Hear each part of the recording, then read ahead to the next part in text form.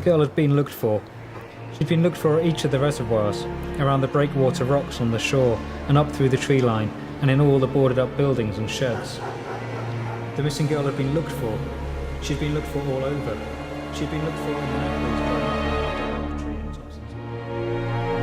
Reservoir 13 is a novel about a teenage girl who goes missing, but it quickly becomes more and less than that. It's a novel about what happens to a community when something unexpected and probably tragic has taken place.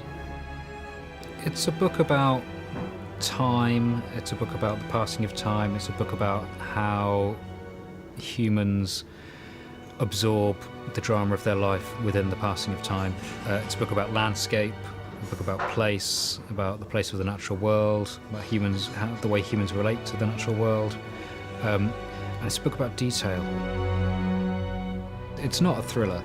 It's a book where there's a lot of stuff happening, and deliberately there's an incredible amount of story in there, but there are no guns. Well, there are some guns, but there's not traditional kind of thriller elements. There is quite a lot of sex.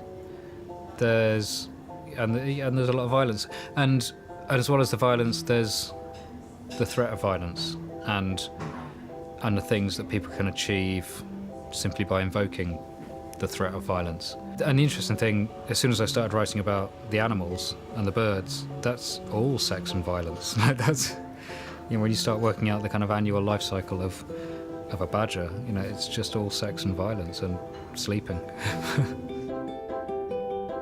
There's something very poetic about the natural world as it is, and if you just describe it very kind of flatly, that's what I was looking for. I kept trying to kind of cut back and cut away the fat and just have the kind of the raw noise of the world.